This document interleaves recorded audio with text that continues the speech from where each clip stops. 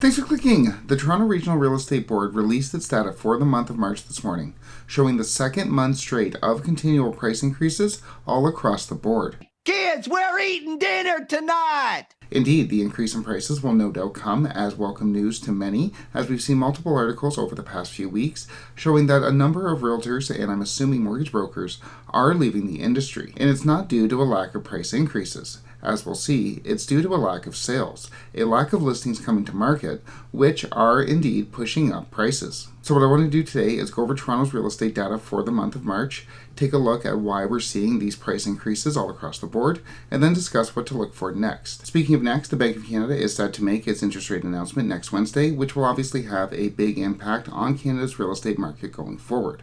We'll have an update out on that announcement on this channel. Click like and subscribe if you want to get those updates, but for now, let's get into this data.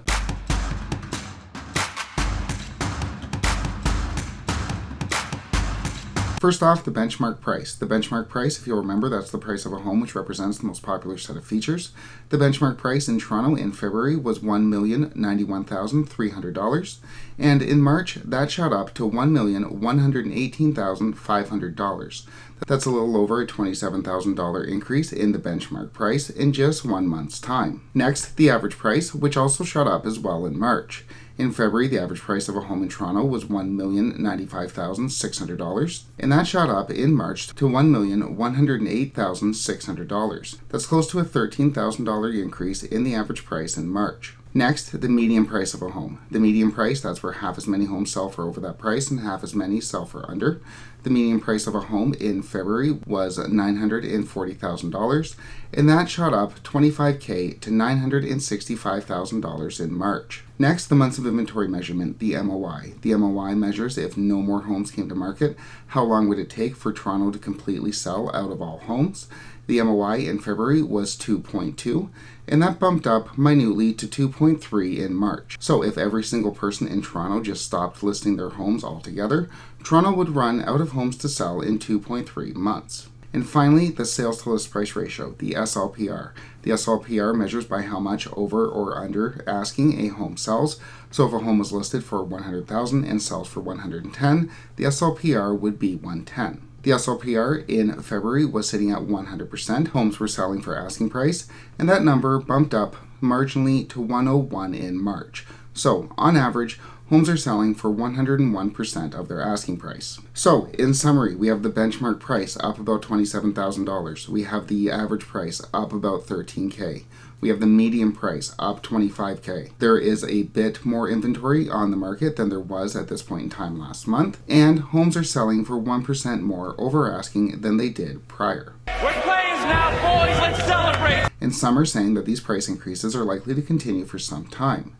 In the spring, we usually see a major injection of new listings coming to market, and thus far at least, that has not materialized. In March of last year, we saw a little over 20,000 new listings come to market, and in March of this year, that number was just over 11,000. That's over a 44% drop in the number of new listings coming to market since this point in time last year. And with a lack of new listings coming to market, a lack of inventory available, that's leading to more competition.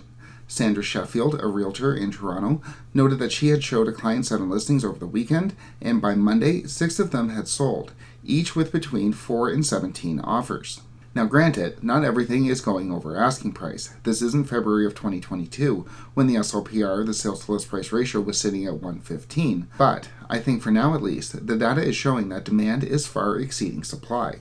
The demand for housing is far exceeding the number of listings coming to market. And the lack of listings is due, in part at least, to a lack of distressed selling that many had anticipated. We've talked before on this channel about the banks propping up the market, extending amortizations for those with variable rate mortgages and fixed payments. This willingness on the part of the banks has worked to keep the number of distressed listings coming to market at a minimum. And with the federal government recently announcing that they would be working to ensure that those renewing at higher fixed rates in the coming months ahead would be able to keep their homes, this is likely to keep a lid on any potential anticipatory selling that had been predicted. But it's not just those who would be otherwise distressed selling or otherwise anticipatory selling that is leading to a lack of listings. It's also those who are holding out for higher prices, choosing not to sell until they see those higher prices that they saw in late 2021 and early 2022. 2022. So we have those potential sellers that are not selling due to the banks propping up the market.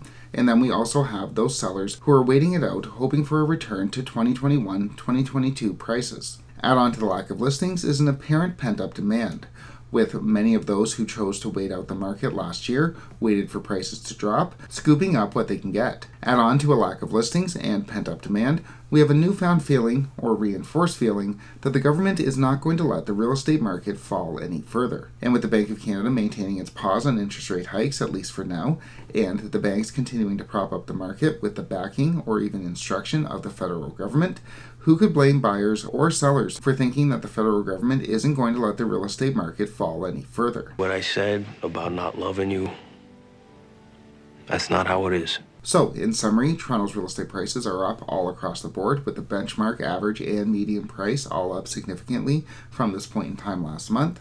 However, listings are way down about 44% since this point in time last year. Prices are up due to a lack of listings and a lot of pent-up demand coming from homebuyers who waited out last year. With all of that said, as we've talked about so much on this channel, it's not clear that we're out of the inflation woods just yet. With OPEC cutting production, inflation expectations still massively high, especially in the wake of increased government spending, and not to mention an inflation rate that is still at its highest level since it's been since the 1990s, we're definitely not out of the inflation woods just yet. With that said, we will continue to track Toronto's real estate market and the Bank of Canada on this channel. Click like and subscribe if you want to get those updates, but for now, thanks so much for watching.